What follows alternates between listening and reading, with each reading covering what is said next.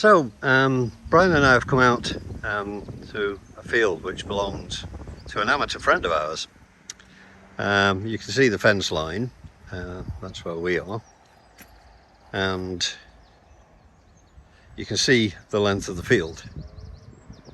It's absolutely marvellous. Now we've got some trees this side, which actually is a bit of a blessing for us because we can get the cars in the shade, which is excellent. We've brought plenty of water, but all the same, we can set up here. And as you can see, Brian's already on his way to doing that. I've got exactly the same table and I'll be setting up at the back of my car. So that's what we're doing. We're going to play aerials, play some radio, a chance to get the band hopper out and have a play with that. So we'll see how it goes.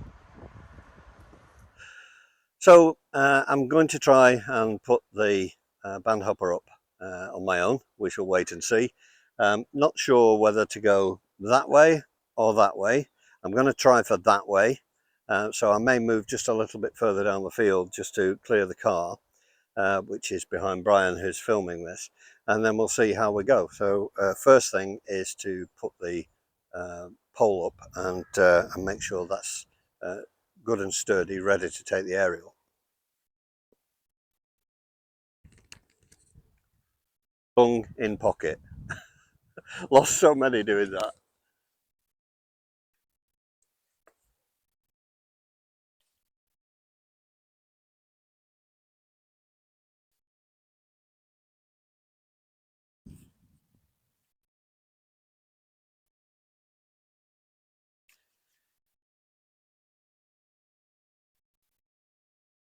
This feels such good quality and there's very little whip in it at all. It's a really nice pole. So the wind is coming this way, so I'm going to put the pole out this way.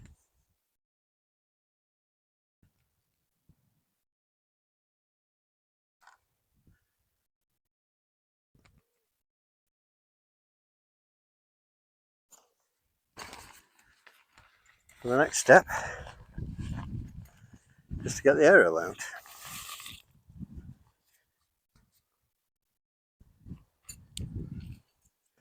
So this is the first time the aerial will have come off the winders at all.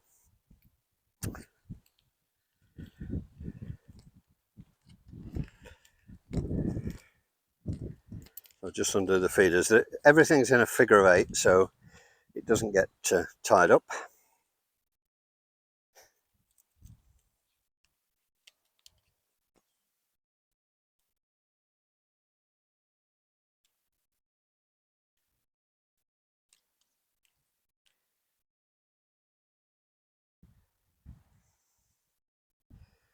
So for the moment, I'm just going to throw this out.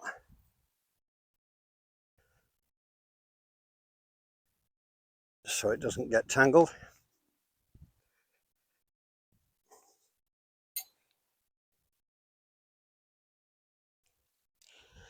And this is the backstay.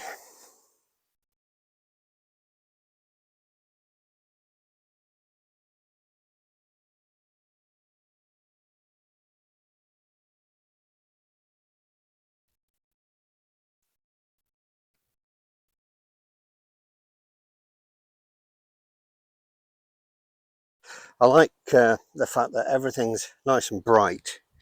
You know, people are going to be able to see this when it's up in the air.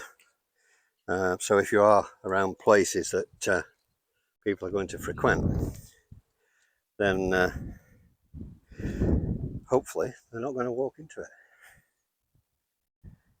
it.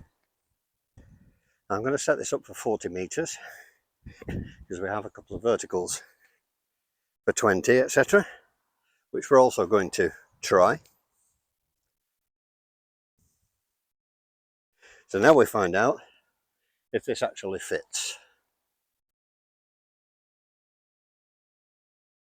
And yes, it's going to fit. I've I'm just going to walk this back a few paces,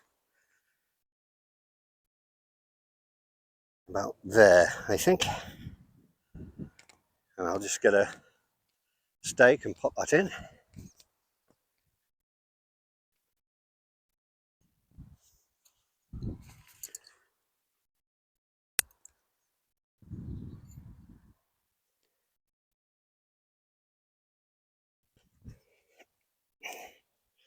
This goes over the top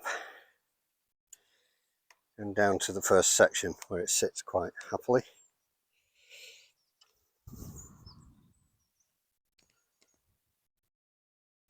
I think I was just checking back there to see, but I think what we're going to do is have the aerial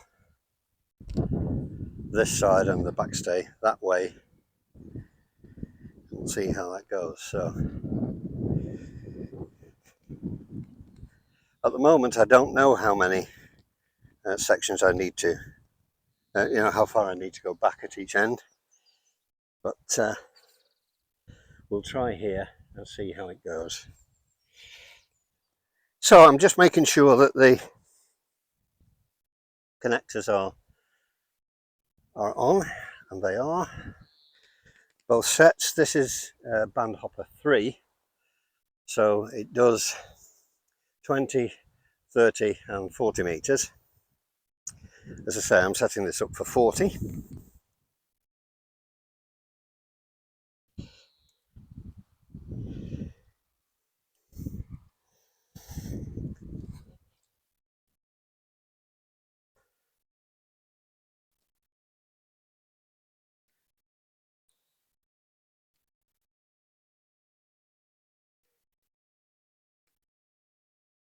Let's check those are together. Those are together.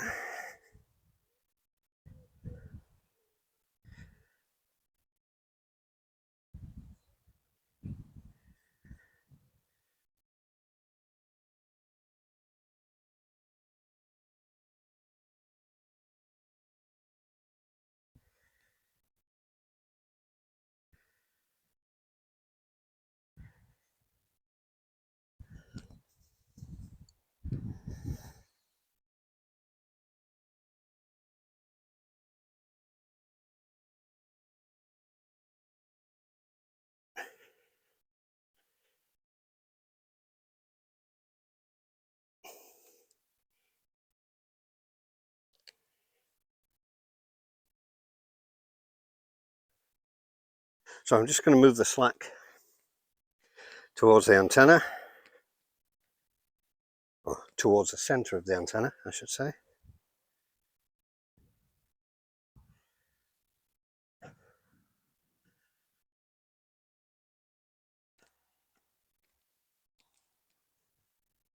And I'll do the same this end.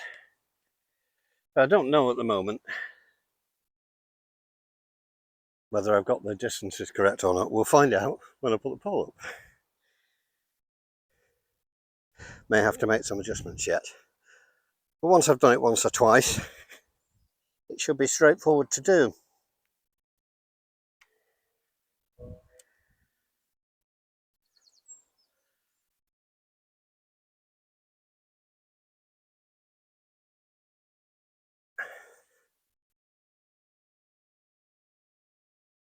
Well, as you can see, that's way too slack.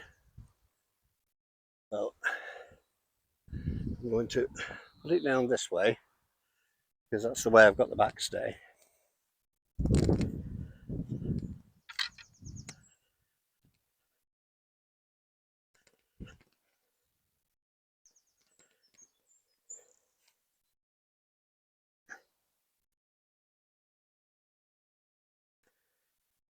So I started off with roughly 5 steps. I've come back a couple of steps.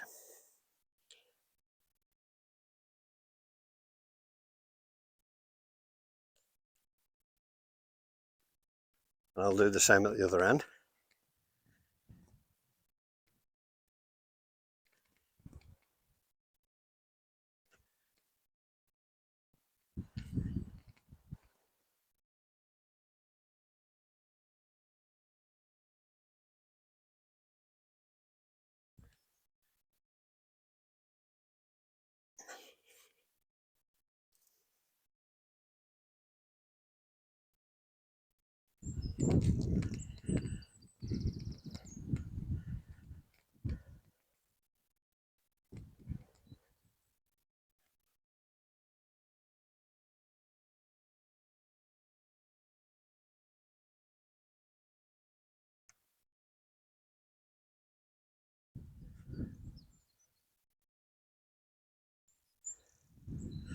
There, I've already managed to get the feeder twisted up. A word known as fankled around here. That's no problem, as you can see. Everything's nice and light, easy to work with. So, let's see how this goes now.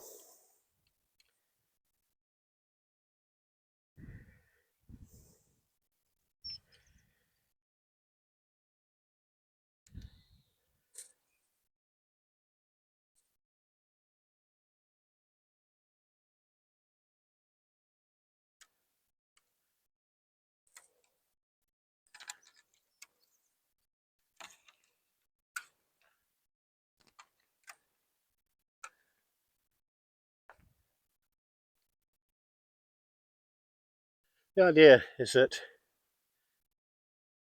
the two legs of the aerial form two of the guys, and the backstay forms the third.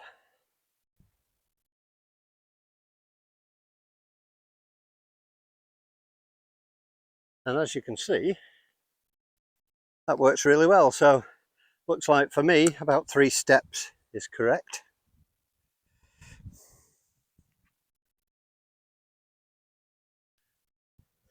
I'm not putting much in the way of tension on this. It's one mistake people make when they're guying. You don't need to have everything really tight.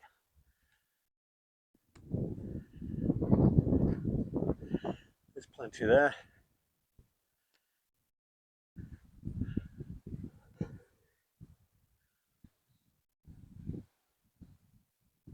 That pole in the middle, there's always going to be a little bit of a bend on it one way or another. There we go. And of course, managed to get the feed around again. But that's not a problem, because it's an inverted V. Comes down to the bottom.